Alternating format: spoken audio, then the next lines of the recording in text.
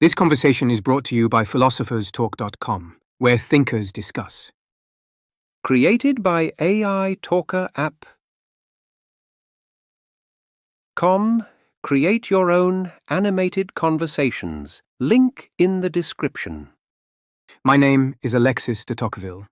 I was a French political philosopher, historian, and statesman who spent 9 months traveling the United States in 1831, produced 2 volumes of observations about what I found there, and have been correct about the direction of democratic civilization ever since, which I mention only because it is relevant to everything that follows. The Americans were kind enough to build me a monument in the form of a social media ecosystem that confirms every prediction I ever made. And I am grateful, though I would have preferred they had proven me wrong. I am John Stuart Mill. I was a British philosopher, economist, and Member of Parliament. My principal works include On Liberty, Utilitarianism, A System of Logic, and the Subjection of Women. My father began my education at age 3, had me reading Greek by 8, and conducting rigorous logical analysis before I was in my teens, which I mention because it is relevant to my confidence that human beings, given accurate information and the freedom to act on it, are capable of governing their own lives. We are here to discuss the recent wave of court cases brought against Meta, TikTok, and similar companies, in which states, school districts, and parents allege that these platforms deliberately engineered their products to be psychologically addictive, specifically targeting children, and that the companies concealed evidence of the resulting harm.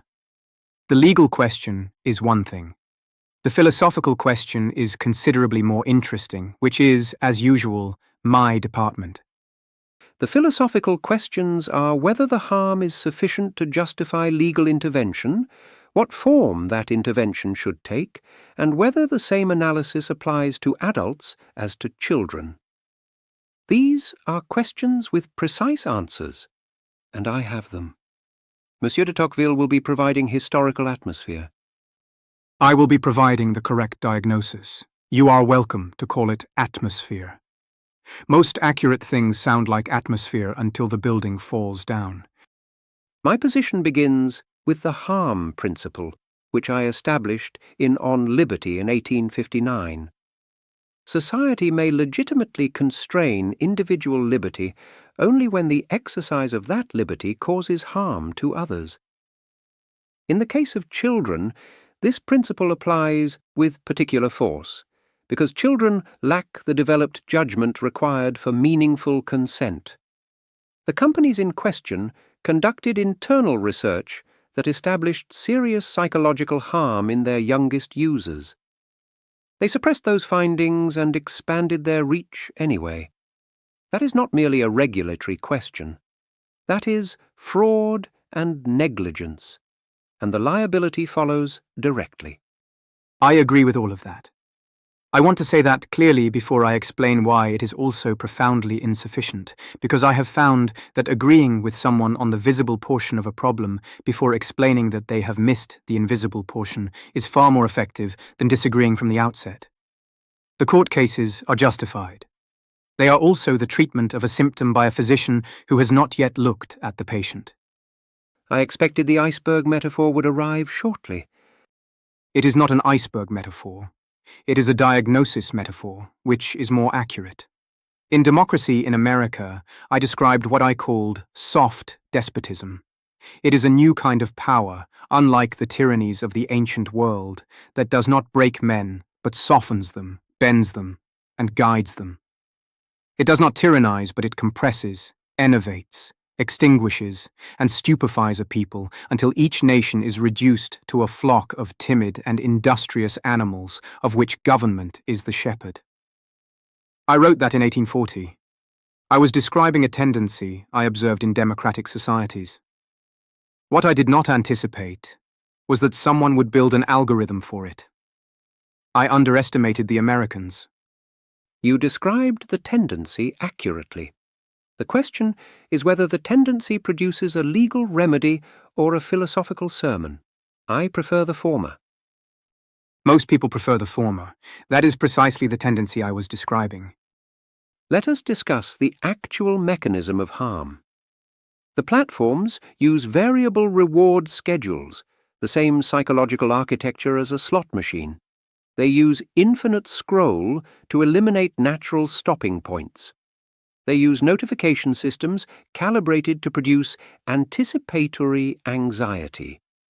The recommendation algorithm is optimized for engagement, which in practice means it prioritizes content that generates strong emotional responses, including outrage, social comparison, and fear. In a developing adolescent brain, these mechanisms produce measurable psychological damage, including depression, anxiety, disordered eating, and in severe cases, suicidal ideation. The internal documents show the companies knew this in specific and clinical detail. The liability is not philosophically complicated. Correct on all counts. Now, I would like to ask you something. That 13-year-old grows up. She is 25. She has the formal legal capacity that your harm principle extends full protection to. She also has spent the formative years of her psychological development inside a system specifically designed to impair her capacity for sustained attention, independent judgment, and genuine human connection. She is technically free to put the phone down. She cannot actually do it. What does your framework say about her? My framework says she is entitled to accurate information about the product she is using, that companies must be transparent about how it works, that she retains the right to make her own choices, and that holding those companies legally accountable for the conditions that shaped her is not only justified, but ongoing. That is not a small program. It is a perfectly good program for someone who is capable of receiving and acting on accurate information. The machine she has been living in for 12 years was specifically designed to prevent that capacity from fully developing. You are handing a fire escape map to someone who has been conditioned not to believe there is a fire. And now, I believe, we should each present the other's argument in its strongest form. I propose this not because I enjoy being generous to positions I disagree with, but because arguing against a weakened version of your argument would be philosophically embarrassing and the audience would notice. I accept that proposal.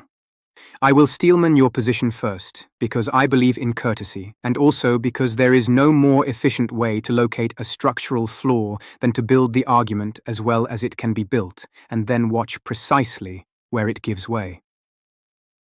The strongest form of Mr. Mill's position is this. Liberty is not merely a preference, but the fundamental condition under which human beings develop their full capacities and live genuinely human lives. The harm principle draws a careful and defensible line between the space where society may legitimately act and the space where individuals must remain sovereign. Applied to social media, this principle yields conclusions that are precise, proportionate, and practically implementable. Children cannot meaningfully consent and are therefore owed full legal protection. Companies that conceal evidence of harm are liable for fraud and negligence. Adult users retain sovereignty over their own choices and are owed transparency and full information rather than paternalistic management by the state. This position has the significant virtue of not requiring anyone to agree on a comprehensive theory of democratic civilization before doing anything useful. It identifies specific harms, assigns specific liability, and produces specific remedies. For a philosopher, Mr. Mill has produced a remarkably usable instrument. Thank you. I was not finished. The instrument is usable. Whether it is adequate to the actual size of the problem is what I intend to demonstrate. I take that as a compliment in the same spirit it was offered. You may take it however you like. Please proceed. The strongest form of Tocqueville's argument, which I will present despite finding it temperamentally uncongenial, runs as follows. Liberal democracy contains a structural vulnerability that no legal framework can correct, because the vulnerability is built into the logic of the system itself.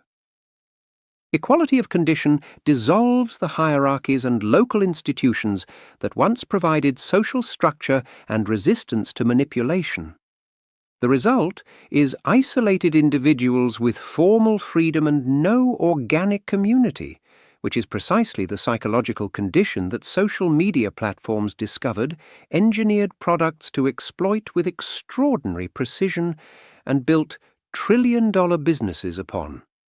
The court cases, even if won in their entirety, address only the most visible symptoms of a disease that will find new vectors.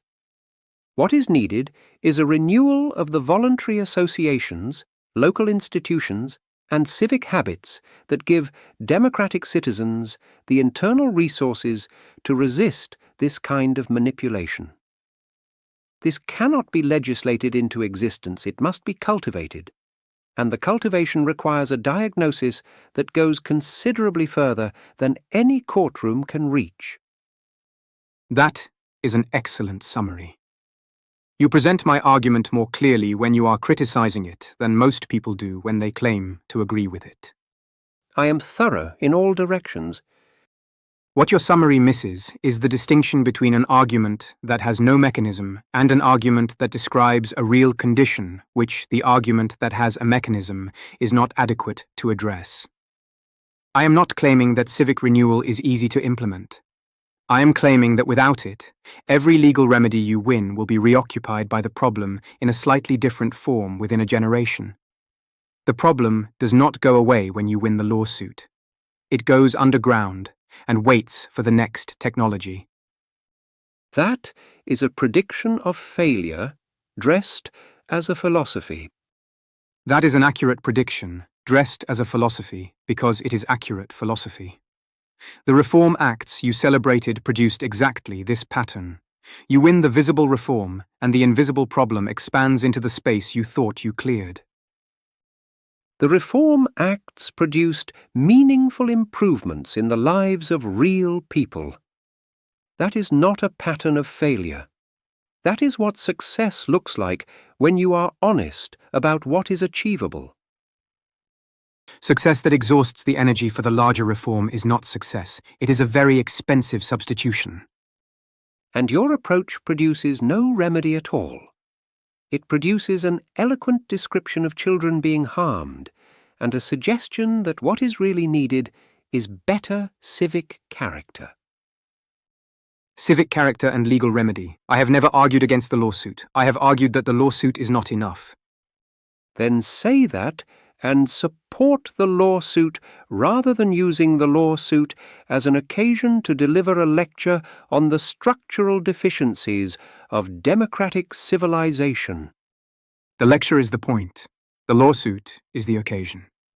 That is the most honest thing you have said today. It is also my philosophy in one sentence, which I will not apologize for.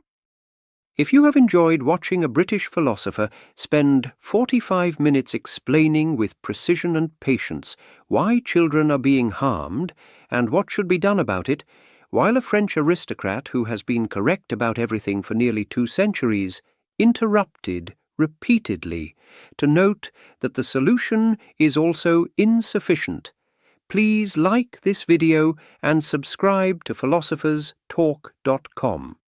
The correct answer and the complete answer are not always the same thing, and we will pursue that question in Part 2. And if you have enjoyed watching a man who founded his career on the liberation of the individual demonstrate a touching faith that the individual's main problem is inadequate terms of service disclosure, please subscribe and join us for Part 2, where I intend to discuss what happens after Mr. Mill wins his lawsuit and discovers that he has not actually fixed anything. I am looking forward to it considerably more than he is.